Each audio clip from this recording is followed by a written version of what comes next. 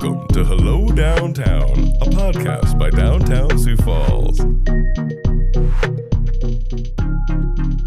This is Hello Downtown, the podcast where we explore the people, the places, and the pulse of our city's core.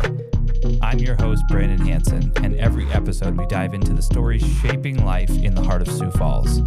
So whether you're downtown every day or just downtown at heart, let's jump in.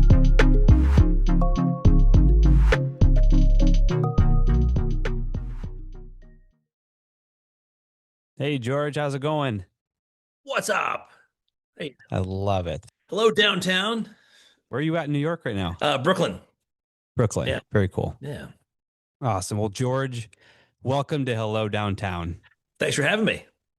Well, thank you for being here. It's an absolute honor to have you on the show. I think it's pretty clear that anyone who knows anything about burgers, you are the reference point if you care at all about hamburgers. We just wrapped up the Downtown Sioux Falls Burger Battle, and we're getting absolutely roasted on Reddit. And we had some people saying, you guys don't know what you're doing. You should have George Motz getting involved and ranking these burgers. So here we are. No, you don't need me. I think it's apparently we do. Well, that's what they think. You don't really need me. Yes. But I'm glad, Yes. happy to hear that. It's very nice to hear that. Yeah, well, and I know you're involved in New York has an event. It's the New York Burger Bash, and you've got, of course, a lifelong dedication to the hamburger and regionalism of the food. So maybe we just start off with, if you were going to enter the Downtown Sioux Falls Burger Battle, thinking about that regionality, what would you put in? For Sioux Falls? Yeah. I mean, honestly, you have one of the greatest burgers in America is right there. You go a little bit north up to Brookings, South Dakota. Yeah. There's a place called Nick's. You know Nick's? Absolutely. Yeah. not that it's a South Dakota thing, or as a Upper Midwest thing. This is actually the way hamburgers were made 125 years ago. Was to cook it in a tank the way they do with just rendered beef fat. Which is exactly the way they've been doing it forever. I think for probably 60, 70 years now at this point. But there's nothing unique about that in the history of the hamburger. But it is unique in the fact that there's not many places like Nick's around anymore, unfortunately. And so if I were to make something, I don't think I'd mimic Nick's. I'd just bring in Nick's. That's what I would do. I love that. Yeah. Yeah. So when you're looking at Nick's, and I know you've been there, I've seen it in your book. And I know you've got multiple editions out now of your book, but what makes that particular burger at Nick's work over and over and at scale? Simplicity, just basic simplicity, and the fact that they employ one of the methods that I like to use at my restaurant in New York City, which is, have you enjoyed yourself? Great. Can you give your seat to somebody else? Because that's exactly what's going to happen. It's like, there are people at Nick's, if it's really busy on a Saturday, there are people waiting behind stools, ready to jump in your stool, make sure that they can get the next burger. And then they're ready to do the same thing, just to get, eat as fast as possible and get out. That's the beauty of it. It really is. It's less about the flavor of it, but really about the method by which the burgers are delivered to people. Yeah, I think even in your book, you were talking about it's about 60 seconds, and it's people are shouting their order over the counter, and it's in and out, get out. Yeah. And it's deeply flavorful. And what they're doing, they really are holding on to tradition that is quickly dying, going away in America, which is this sort of basically deep fried in beef tallow, which is a very healthy way to go, by the way. But it is unquestionably a great way to make a burger. Yeah. So as I dig into your content, I've read your books and I've seen your documentary. One thing that stands out to me is just your attention to detail and the way your brain works on a systematic level. There's really a science, I would say, behind the art. It kind of subtly hinted at your counter depth, the way you've designed your restaurant in New York, the grill that you're willing to even use. It's an old school type of grill, down to your smashula, this custom spatula that you built because you were breaking all of the spatulas you were using. Most people do actually break them all the time. And honestly, everything we do in the restaurant, even when it comes down to my custom made spatula, everything we do is based on some sort of hamburger history, something that's already happened and exists in the hamburger world today, or from 100 years ago or more. And the perfect example would be that every single spatula that was used to smash or flip burgers was custom. Nothing existed in the beginning. They had to make all their own tools. And one of the easiest way to make a smashing tool, or a tool to, basically sometimes they paste, the burger onto the flat top. They had to use a bricklayer's trowel. And they still do it today. There's still many places in America that use a bricklayer's trowel, where they take the bricklayer's trowel, they cut the tip off, and they have this sort of stunted but very, very sturdy tool for smashing burgers. And that's actually, I mean, everything we do is based on history. And that's a perfect example of the kind of history that we have. Well, unfortunately, I think the Smashula is on back order right now. I couldn't get one, but I've got it on my watch list. So, how much thought have you put into your own restaurant, and how does that play into serving a lot of people? We've put a lot of thought into it. You have to take into consideration that we're in New York City, so we're strictly volume, and you could go in the route of fast food and just serve lots of food quickly to people, or you can look to history like we have and make sure that we are. I looked at the things that made the hamburger very quick serve throughout America, and looked at volume and tried to figure out the best ways to make that happen.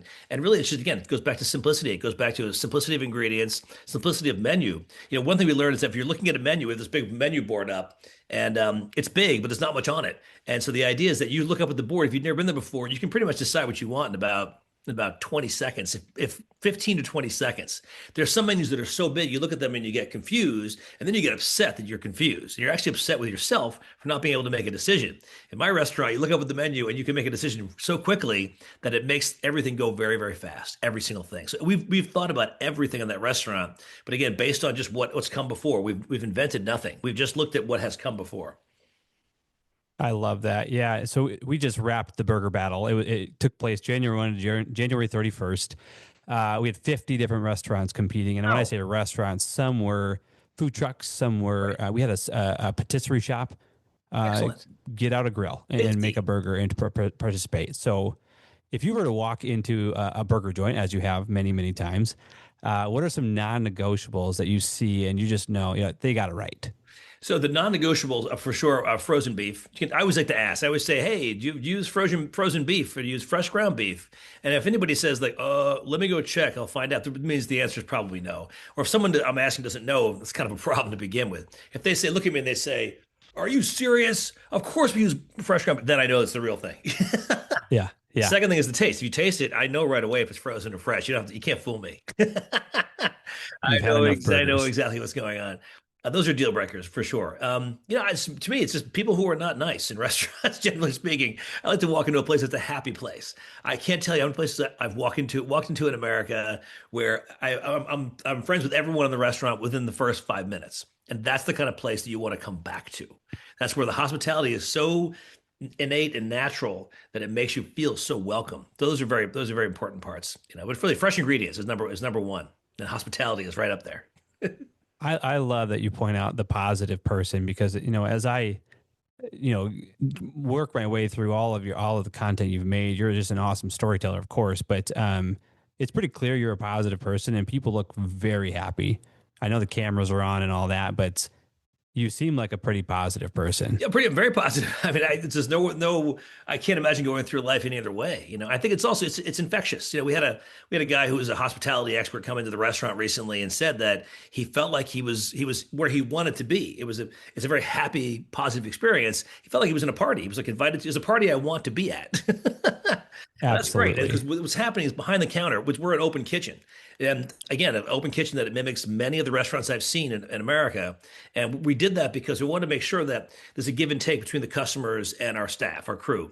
We have the greatest crew in the world, and they're so wonderful because they love each other, and they take care of each other. They look out for each other constantly, but they're in constant motion, and it is an incredibly well-oiled machine. And the entire entire group of customers behind the counter see all that. They see all that happening, and they get excited to be part of that. And there's a nice symbiotic relationship going on between the customers and the staff. And I think it's so important. I agree. And that's really, with 50 restaurants competing for the best burger in Sioux Falls, South Dakota, some of that experience really rose to the top too, just that customer experience and service. And we've actually spent a lot of time as a team debating how do you calculate what is the best burger? Is it just a simple average score? Is it quality versus quantity? Is consistency versus creativity? You know, we very clearly have half of those people going after volume, and the other half are going after this wild ingredients. And you've got cinnamon roll buns and just absolutely insane things. And so when you strip it down, what should a burger be ranked on? It should be ranked on the first bite. If you can get all the ingredients in the first bite and it tastes fantastic, and for some reason that science is working in your mouth and in your nose, obviously, this is the whole sensory situation going on between your nose and your mouth, and also it's also you taste it, you feel the texture, you taste it, you smell it. If everything happens in that first bite, you're done. You've got it. That's all I really care about is that first bite. Because the problem is if you can't get everything in the first bite, then it's really hard to judge what the hell's going to happen next. Yeah. And also Yeah. it's just fresh you can tell right away if it's fresh. You can tell if they've gone too far. I've had burgers. People had syringes with some kind of syrup they would squeeze into it. It's like you don't need these things. You really don't need these things for a burger. A burger itself is supposed to be a very compact, complete flavor profile and a piece of science that should work in one bite. Let's dig right into that. I 50 different entries into the same competition. You can imagine just the breadth of what people came up with. What qualifies as a hamburger? So a hamburger should be defined as only one thing, which is ground beef cooked somehow and served on bread. That's it. That's the entire definition. I love that. Yeah. If you said cheeseburger, well, then you had a slice of cheese. But otherwise, a hamburger is nothing more than just ground beef cooked somehow, served on bread. Period. There you go.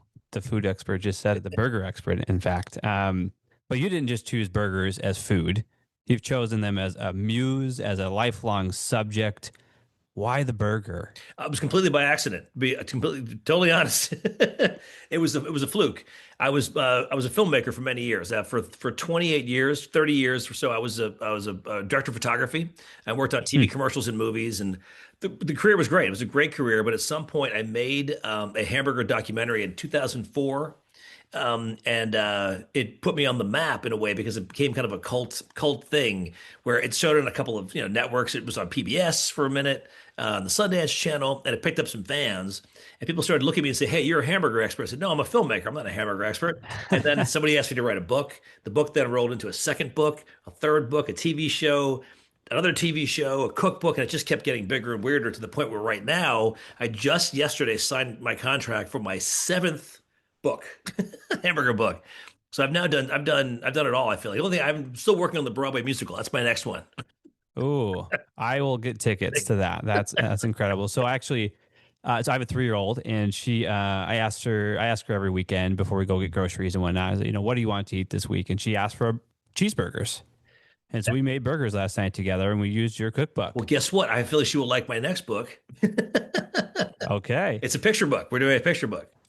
Oh my gosh. Okay. Yeah. When is pre-order? It's not for we literally. I signed the contract. You got to write night. it. I know. But it's going to be. It's a very the idea of the book. It's my first fictional piece of work I've done, and the idea is it includes about 15 to 20 different historically accurate hamburger stories, all put into one children's picture book.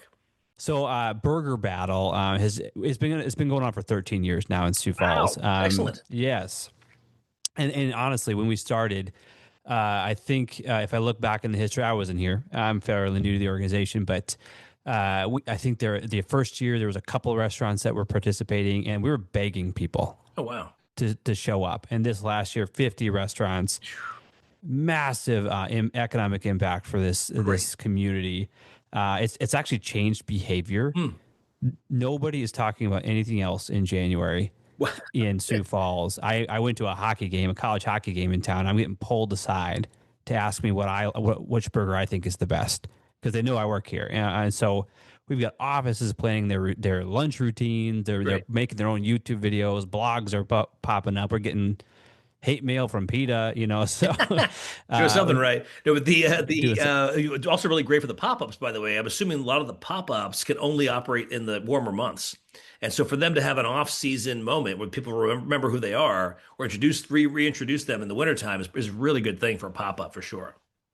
Yeah, and it actually was kind of born out of that idea is how do we do something in January when it's bitter cold here? I mean, there was a couple of days this year it was -20 and the wind chill was 38.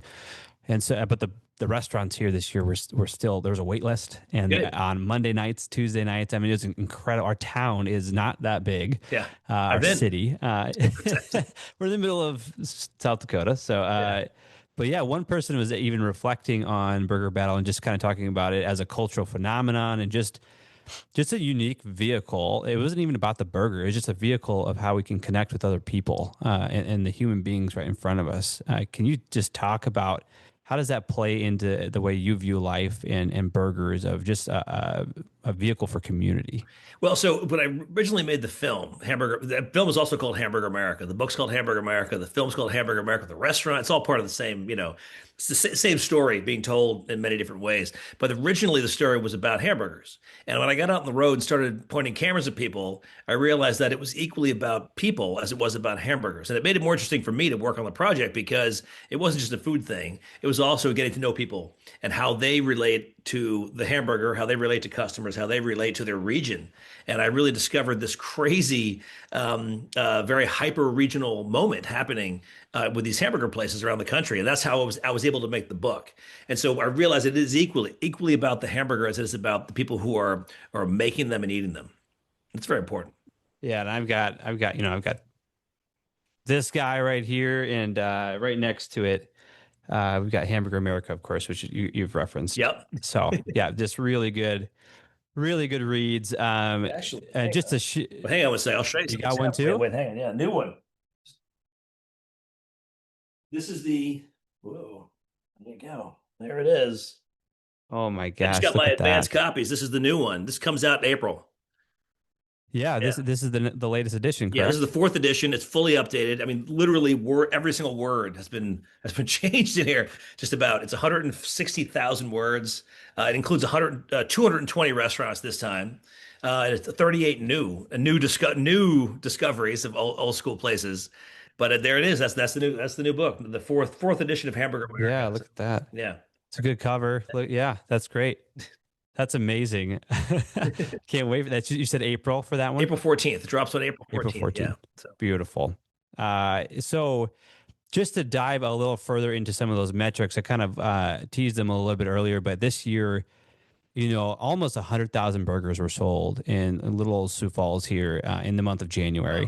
Wow. And these are Burger Battle burgers. Now, other people ordered a salad or something else or a different burger on the menu, a pizza. And so we're only counting the ones that were part of the competition. That equates to close to $4 million of economic impact. And again, Sioux Falls, South Dakota, population that just came out a couple of weeks ago, 225,000 people. Wow. We're capturing a huge amount of this community. A lot of people are eating many. I had probably 20 or 21 myself. But it's really been incredible from the metrics standpoint. 50 restaurants participating. You, in fact, at the end of that, had your own metric. You sold your millionth burger. We sold 1 million burgers. We smashed 1 million patties. So we counted a double as two because it really is two. If you think about it, every time you put a burger down, you smash it, you have to make it, it has to be shaped into the size of a burger. So it was technically 1 million patties smashed in 2 years and 3 months. So just almost. Oh, that's a short amount of time. Yeah, it was New York City again. So we have the volume is enormous. We're doing roughly 6 to 9, depending on the weekend, 6 to 9,000 burgers a week at the restaurant, and a lot of this on the weekend too. So we're built for speed and for volume. Yeah, back to that restaurant design, the menu design, right? Yeah, we spent a lot of time before we put the actual restaurant together. We mapped out on the floor where everything was going to be, and could stand and figure out who was going to be where and how they're going to pivot and move. I mean, almost like a machine, like a human machine, and then and it adjusted for error if you had to take a step in one direction or the other, and made it so that it was a super compact, amazing machine, and it works. I don't know if people would even realize that is part of running a burger joint. I think that's just so cool and incredible. One of the person, we give away awards for this, so we crown the best burger, but we also crown who got the most sales. So we're doing a quality contest and a quantity contest. Monk's Ale House is in downtown. Okay. They sold 9,000 burgers throughout the month. Nice. So they took home 10% of the entire competition. Wow. And that number for us is just insane. People are just kind of blown away that they could even produce that many burgers. So to hear that you're doing that in a week is just wild. I know you're a way bigger city, Yeah. but Yeah. it's just incredible. So I guess maybe my question is, you've had these metrics, we've got metrics. How do metrics kind of inform and impact what you're doing as an entrepreneur, but also as a storyteller? Well, I mean, the metrics are very important, obviously, and we look at day to day, week on week, year on year for the same day. We keep an eye on all these things, and we have a chart. We actually look at weather. We write down what the weather was like. Say why are we so down on sales? Look at the weather. Oh, there was a blizzard. That's why, and nobody was on the street. Metrics are so important because you want to be able to. We keep our prices very low. For New York City, we're selling, and it may sound like a lot to most of the country, but we're selling a single hamburger for $7.75, which in New York City, most burgers are north of $15. And some of the better ones, some of the bigger, better ones are upwards of like 25, 30, $35. And we believe that that cannot be the case. We want to make sure people can come back if they want tomorrow. We actually, on our bag, it says on the side of our bag, it says, see you tomorrow. I love Because the that. idea is you can. I mean, if obviously the cost of living is a little bit higher here, but the cost of our burgers are lower than the cost of living. I mean, we believe that you actually should be able to afford a burger every day if you wanted to, or at least once a week or a bunch, and enjoy yourself. You don't want to walk into a restaurant and then walk out and say, "Wow, I paid so much just now, and I don't know, what did I get for it?" I would hate that. I'd hate people to have that kind of feeling. So I think the analytics are very important. The metrics are very important to study because you want to make sure that you're keeping everything in balance, but you're able to keep prices low. That's very important for us. Yeah, and then hitting a millionth burger. Do you feel? I mean, is that a massive achievement for you? Does it just light you up? Of course, because we were looking at the numbers and I didn't believe it. We started tracking the numbers last summer, and I looked at the numbers and I said, "Whoa, oh wow, we are." I could figure out based on what we were selling and the ebb and flow of the year when we would hit it, and I was off. I was off by 17 days. That's It pretty was good. 17 days earlier. It was actually earlier than I thought it was going to be. I thought it was going to be on February the 16th. It ended up being the last day of January. So we started looking at it. I said, okay, we were definitely onto something here because I think we're going to hit it, and I could tell we were going to hit it. We followed and tracked it. So I was completely blown away. I couldn't believe it. I had to count the numbers 3 times back then to make sure we had it right. And then we ran right down to the very last day. We were standing in the restaurant. We have 2 registers, and we were watching each register say, "Who's ordering? Who's ordering? Who's ordering? Who's ordering?" And right down it was the actual patty. It was one guy who ordered a single patty burger. The group in front of him ordered 4 doubles and a single. So they ended up getting 9 patties, and that 10th patty was the one that ended up winning it. Yeah, and so can you tell us what he won? So he won free burgers for a year at the restaurant, which means that What a he can lucky come in guy. any day he wants and get a single patty burger every day for the entire year until next January the 30th, 2027. That's But he also gets amazing. bragging That's rights. There's a photo of him on the wall. It's going on the wall. He's been great. It's been really. He was totally shocked. I mean, the balloons started coming down, and he went, "What's happening?" I think everybody kind of dreams of that moment happening to them. And he said to me, "I've never won anything in my life." I love that. I love that. Yeah. So our burger battle is, um, it's grown. It's been 13 years, like I said. We're starting to see little communities around us start to steal the idea. And I can't even say that it was ours to begin with, but when does an idea, the ownership of an idea kind of not really matter anymore? And just like the beauty of Yeah. the community next door hosting their own burger battle and people just having economic impact, but also just community. Yeah, I mean, people walk into the restaurant all the time, sit at the counter, and look over the counter at the griddle and say, "I'm going to steal that idea." I said, "It's not stealing if I'm giving it to you." Yeah. I'm sorry, but if you go out in the world and you do this thing or try to do this thing, as long as you're not using my name, you can do whatever you want. I don't own this burger. This burger, I stole this burger from history, and I borrowed it from history, and I'm doing it to keep the tradition alive. And then if someone does that as well, they're doing the same thing. They're also keeping that tradition alive, and that's very important. And it's important to share. It's important to share ideas. I always think of with the Grateful Dead, always had the band had this idea that you could record the shows for free. And some people thought it was crazy. Like, the executives were all like, "You're going to be giving away free music?" I said, "Yeah, Yeah. but we're building a community." And wow, did they ever? Absolutely. That's such a good example too. Yeah.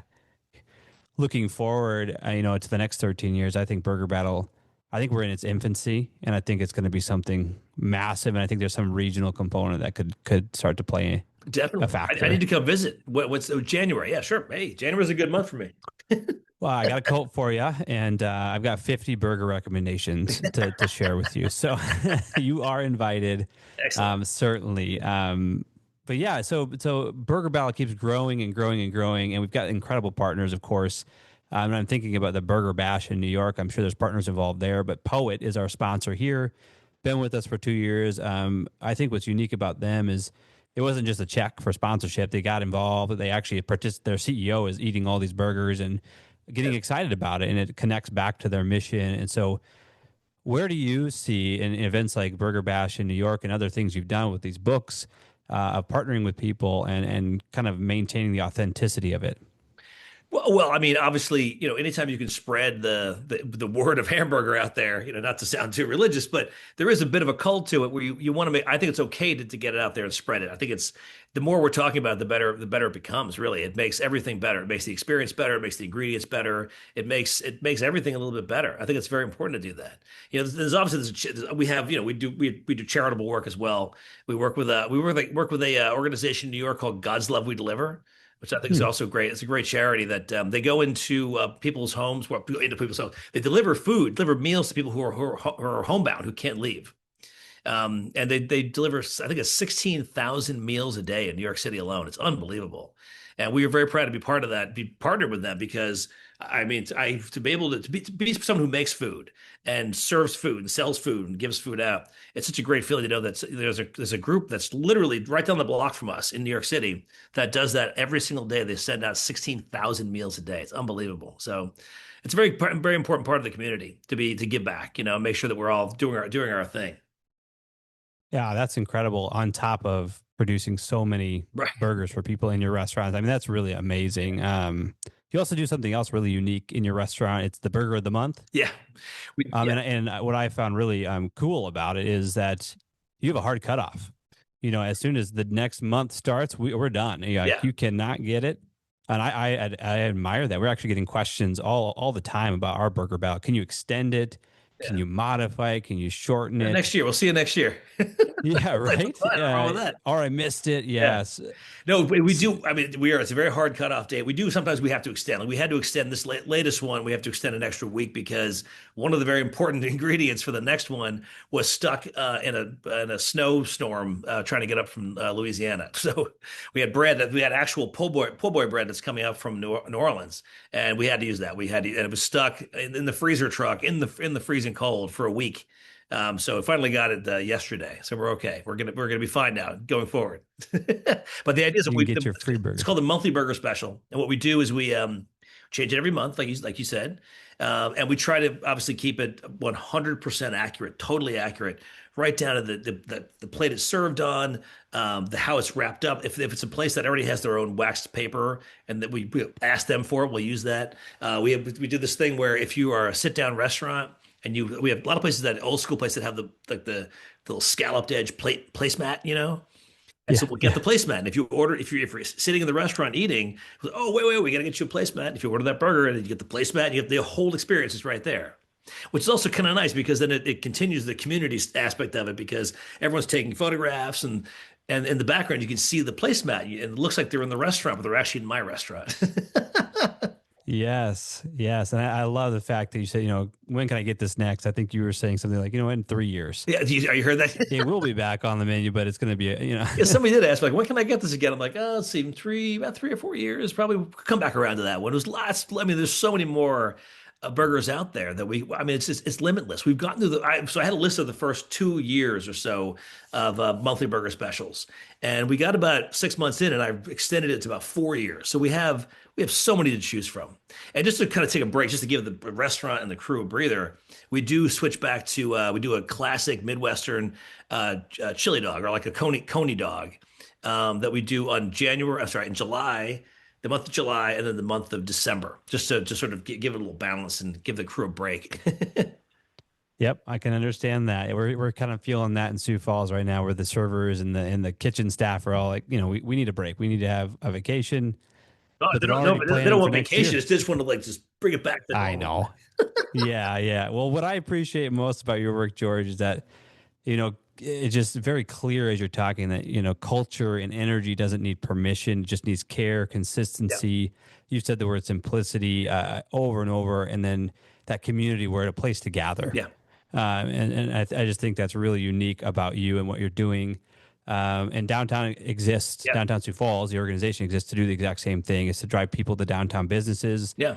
to offer support, drive economic activity, but ultimately to build human connection and community. Yeah. And Burger Battle is just honestly one of the coolest ways we get to do that. So Yeah, that's great.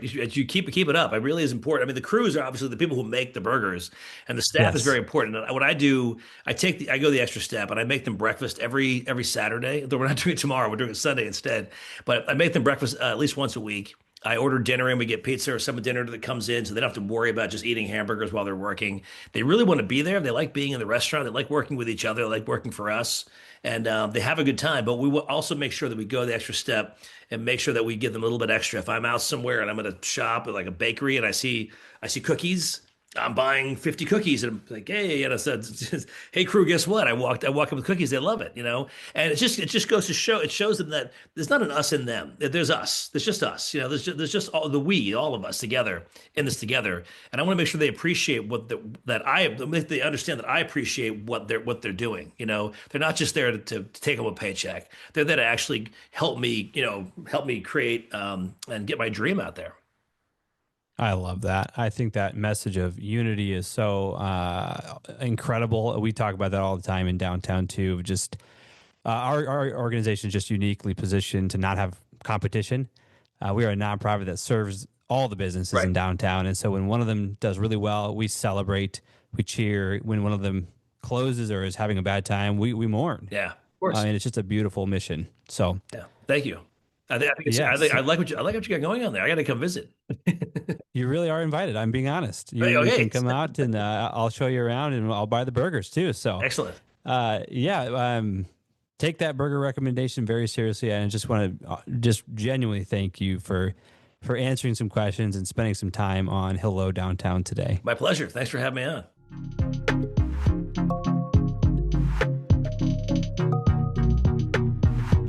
This is Hello Downtown.